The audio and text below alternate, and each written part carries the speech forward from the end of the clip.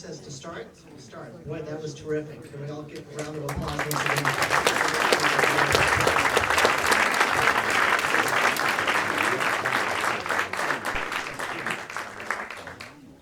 I'm just going to start with questions. I've known Walter and Howard, Walter's sister Edith, for a long, long time. And it's a real pleasure for me to moderate, but you didn't come here to hear me. So, Stefan, let me start with you. So Walter is, I guess what you in German would say, a Zeitzeuge, right? So a witness to history.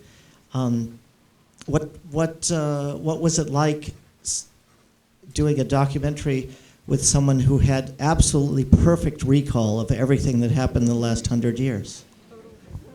This was really surprising for me because when I knew Walter, because the story was I had no idea about him, and Daniel Loughner, he's also in the film. He from the Viennese cultural department. Can't hear you. Yeah. Right on your lips.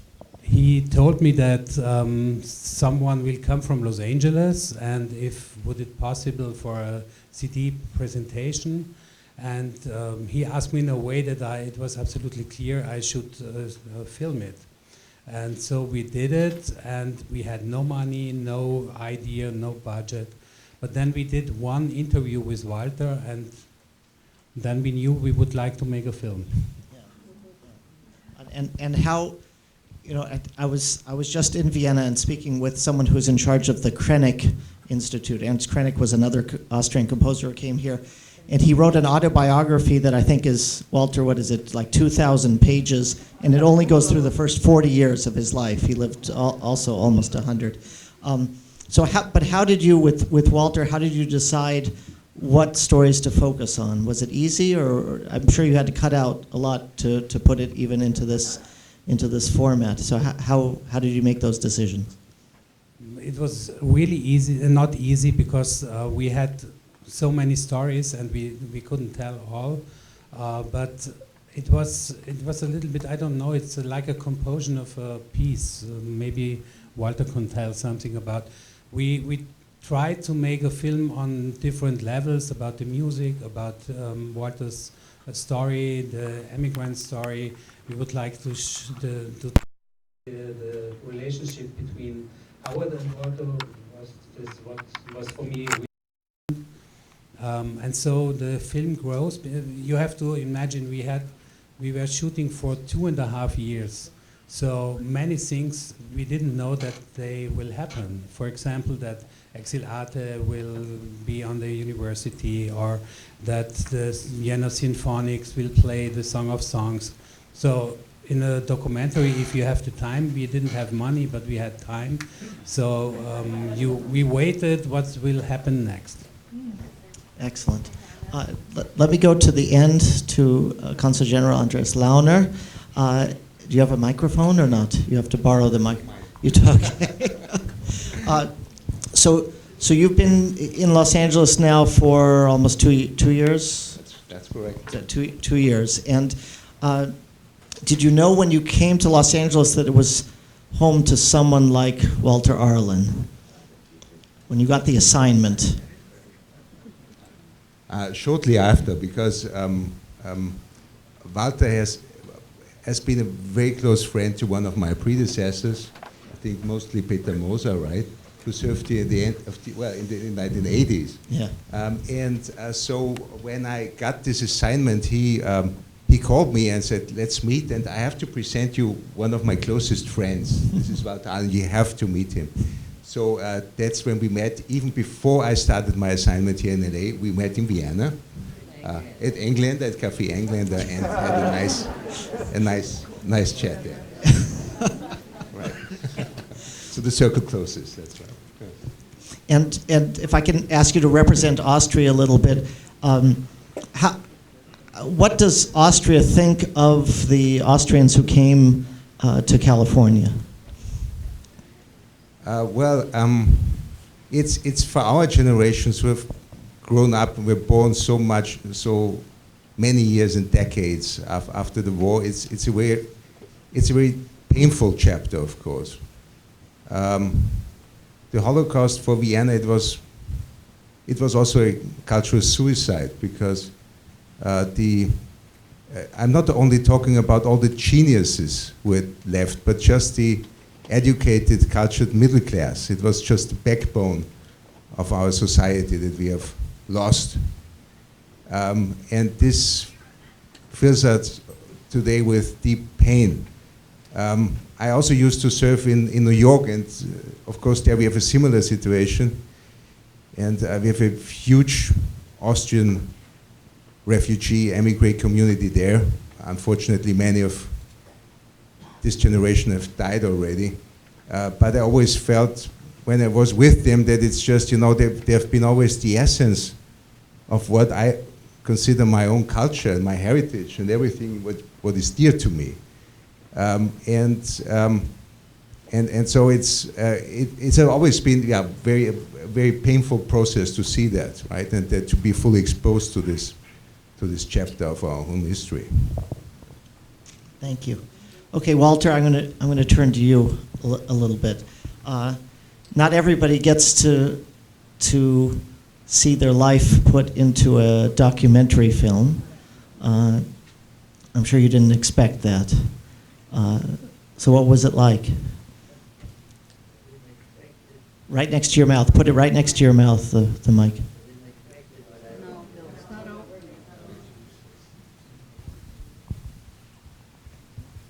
Sorry?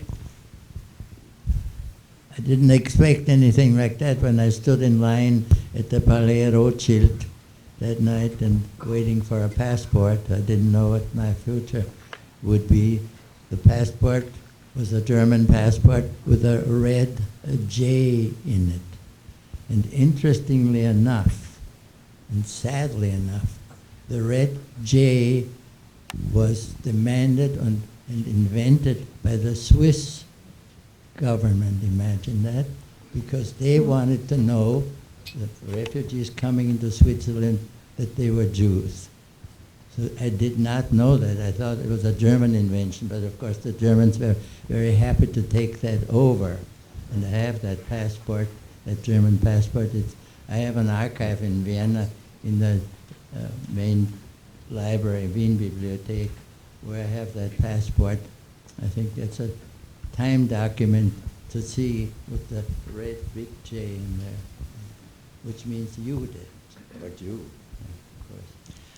You have such a tremendous memory. I think it's obvious to everybody. A curse, not a memory. Well, that's what I was going to ask. Do you think about your history and what happened all the time, or it's never expunged. I reference things to my past all the time in my mind. It comes back to me. This, that, and the other one. A person has thoughts, and the thoughts very often go back to Vienna and to conditions and situations, good and bad. I had a very, very happy childhood. I was born in 1920, so I lived for 17 years or 18 years in Vienna, and Vienna was a cultural mecca. There was 1.8 million people in Vienna and 180,000 Jews, exactly 10%. And I'm sorry to tell you, the Jews were the most intelligent and the most productive, not the richest, but the most, in many ways culturally, the most the most successful people. The books that were written, musicians, composers, all of that. Without the Jews in Vienna, Vienna would not have been the Vienna in which I grew up.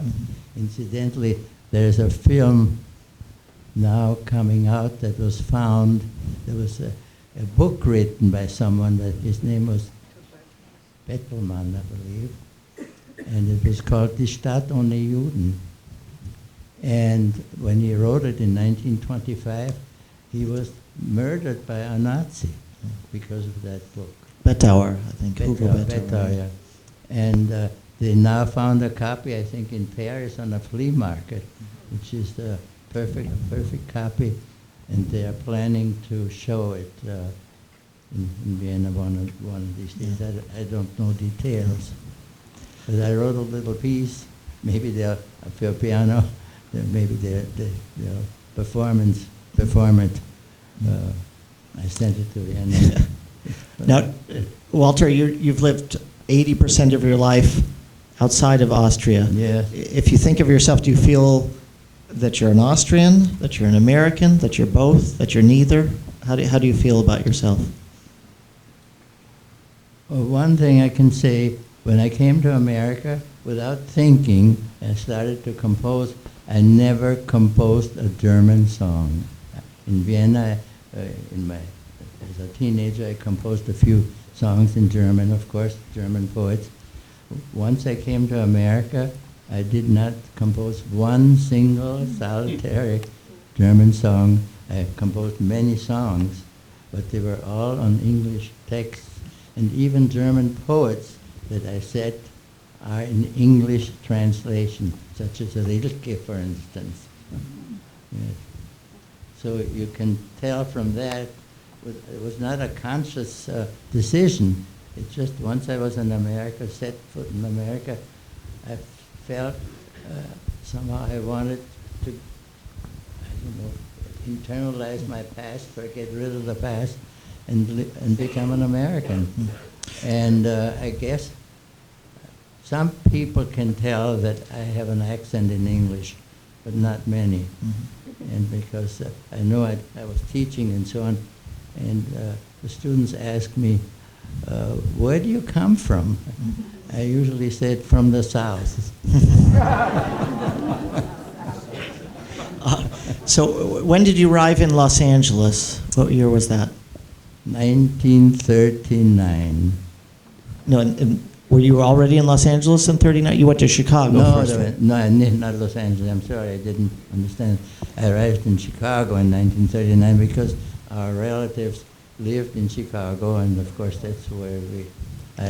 Some of them are still there, yeah. Oh, yeah. One is the governor, I think. So when did you arrive in Los Angeles?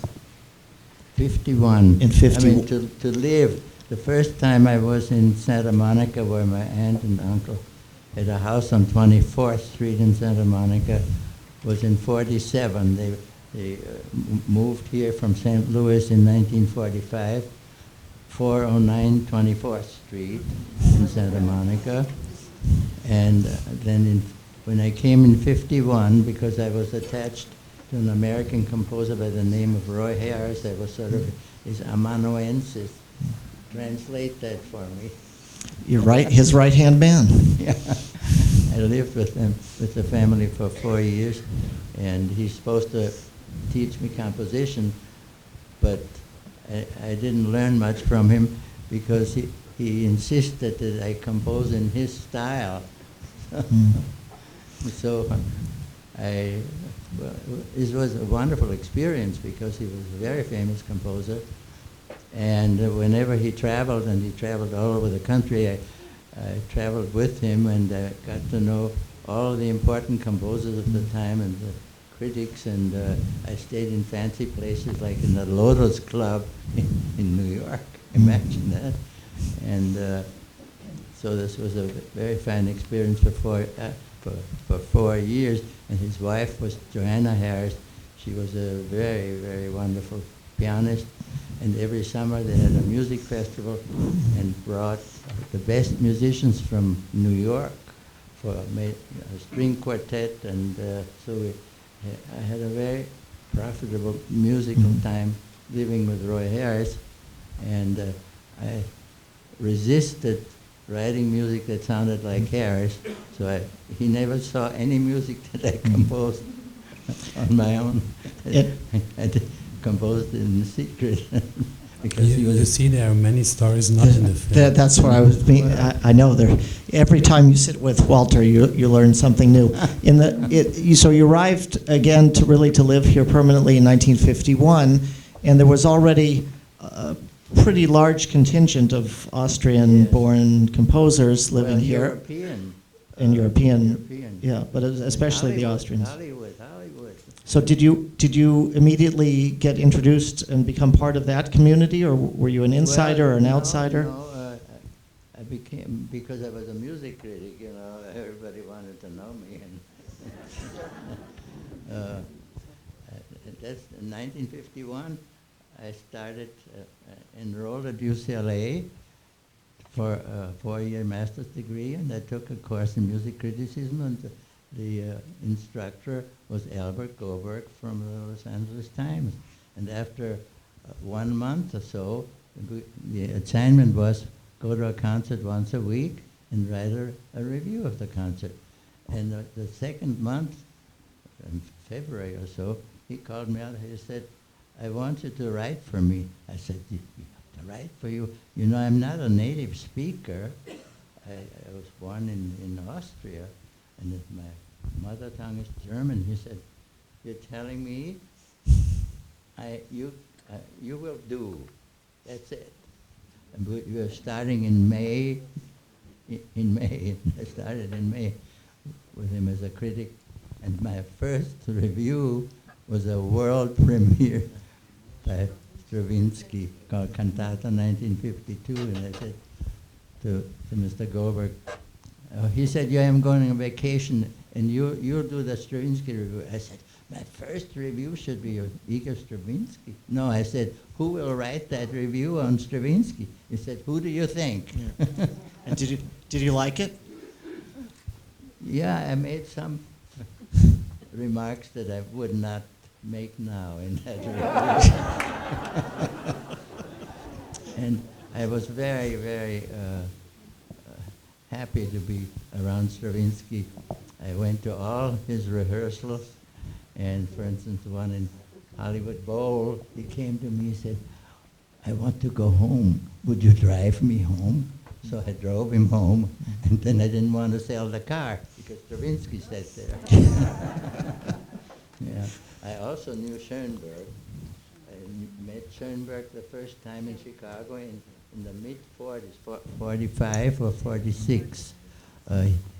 He came with the piano concerto, with a recording of the piano concerto to the University of Chicago, and he played the recording of the piano concerto and explained it. And then after the concert, I went backstage to say hello, and he was the kindest man imaginable. He immediately asked me who I was, and so I was such a kind person. And then I did know him here also in Los Angeles, and I went to his funeral.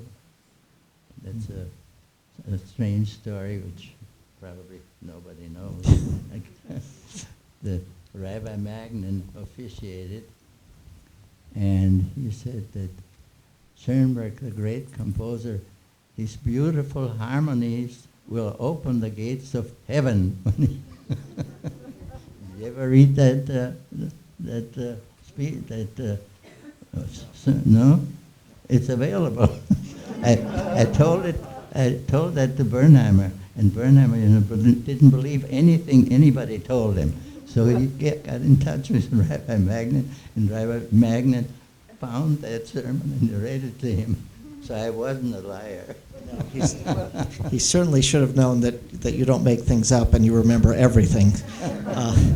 So I have one last question. Yeah. Well, actually two. So when is the big birthday party next year?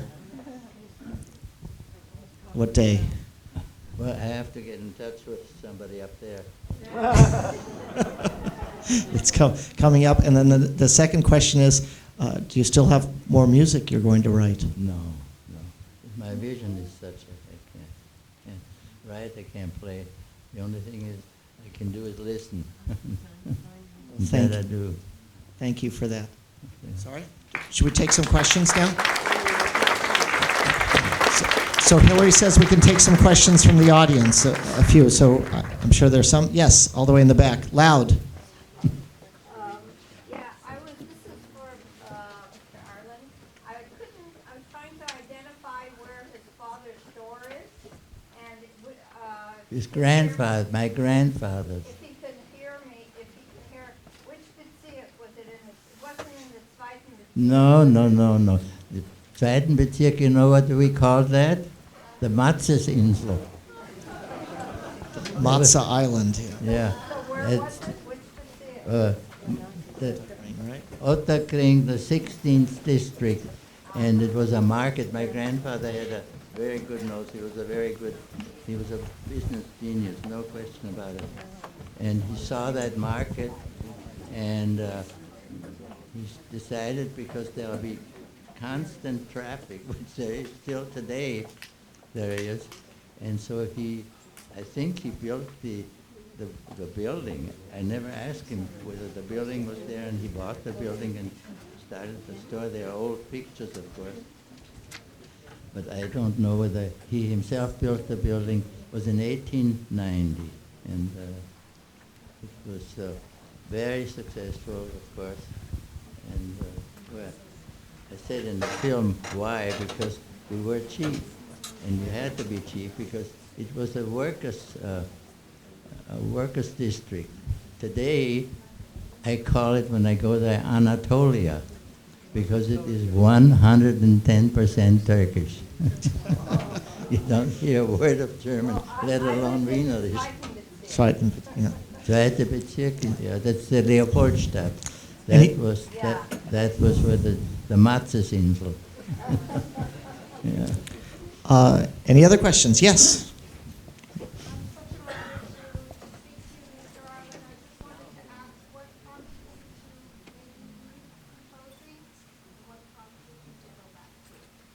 Repeat Why the did question. you leave composing, Well, yeah, and why did you come I back? didn't compose for 30 years because I had the dumb idea to think that I'm a critic and I compose, and they will say, other composers will say, he criticizes me and he writes such lousy music. And that was a big mistake. 30 years I didn't write a note. So,